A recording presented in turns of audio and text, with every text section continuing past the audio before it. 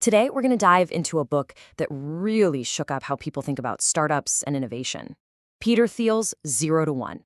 And you might think it's just for entrepreneurs, but honestly, it's a guide for anyone who wants to think completely differently about building the future. So, the book kicks off with this simple but absolutely massive question. How do we actually build the future we want? I mean, do we just improve on the things we already have, or do we go out and create something entirely new?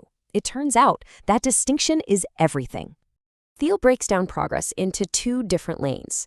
On one side, you have what he calls horizontal progress, or globalization. This is just copying things that we already know work. It's going from 1 to N. But then you have the other side, vertical progress, or technology, and that's all about doing something completely new. And that right there is the core idea of the entire book. Going from 0 to 1 is the real magic of creation. Think about it. It's like inventing the very first word processor when all anyone knew were typewriters. Going from 1 to N, that's just building 100 more typewriters. Thiel's whole point is that true, world-changing progress only, and I mean only, comes from that leap from 0 to 1. So to really get this mindset, we actually have to take a trip back in time, because Thiel's whole philosophy was basically forged in the fire of one of Silicon Valley's most traumatic events ever. Okay, picture it, the late 90s, the dot-com boom. It was a time of what Alan Greenspan famously called irrational exuberance. It was just wild. Investors were throwing mountains of cash at any company with a .com in its name. People were quitting stable jobs, absolutely certain they were about to become millionaires overnight. And then, the crash. The bubble just burst in March of 2000, and the fallout was absolutely massive. This wasn't just a downturn, it was a trauma that left this deep scar on Silicon Valley. And it led to a kind of collective PTSD and a brand new, way more cautious set of rules. So after that crash, a new playbook emerged. The conventional wisdom was basically, play it safe. Don't have a grand vision.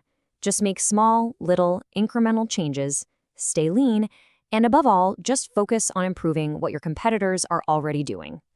But Thiel looks at all those lessons and says, nope, that's all wrong. He argues the only real path forward is to do the complete opposite. Be bold, have a real, concrete, long-term plan, and, critically, escape the whole trap of competition by creating entirely new markets from scratch. And this contrarian way of thinking builds to his most controversial idea of all, that the goal of every startup shouldn't be to compete, but to create a monopoly. This quote just cuts right to the heart of his entire argument. You see, for Thiel, competition is a destructive force. It eats away at your profits, it forces you to obsess over your rivals instead of innovating, and it all just ends in a race to the bottom. But the happy, truly successful companies, they're all unique. They've built something that nobody else can easily copy. Now here's where it gets really interesting. Companies actually try to disguise their true nature. Monopolies, right? They're scared of government regulators, so they'll pretend they're just a tiny player in some huge competitive market. Think of Google just calling itself part of global advertising. Meanwhile, companies that are stuck in brutal, cutthroat competition, they'll bend over backwards to exaggerate how unique they are. So how do you actually build one of these creative monopolies? Well, Thiel lays out 4 key things. First, you need proprietary technology that's at least 10 times better than whatever the alternative is. Second, you need network effects, so your product gets more useful as more people use it. Third, economies of scale, meaning your business just gets stronger as it gets bigger. And finally, a powerful brand that's built on real substance, not just hype. Okay, building a monopoly sounds great, but where in the world do you find an idea that powerful? It all starts, Thiel says, by discovering a secret. And this is a brilliant way to think about what a secret actually is. It's not some grand mystery of the universe that's impossible to figure out, and it's definitely not a convention, which is something everybody already knows. No, a secret is that sweet spot in the middle, a unique insight, a hard but solvable problem that everyone else has just completely overlooked. This is Thiel's famous contrarian question, and he asks it to uncover those secrets. A good answer to this question is really the starting point for a 0 to 1 company. It's a truth that, if you build a business around it, can literally create a new market out of thin air. But look, having a secret is just the beginning. The next, much bigger challenge is execution. How do you turn that secret into a durable, valuable business that lasts? Thiel says the foundation is absolutely everything. Your first decisions are almost impossible to change later. especially who you choose as a co-founder. He says that relationship is like a marriage.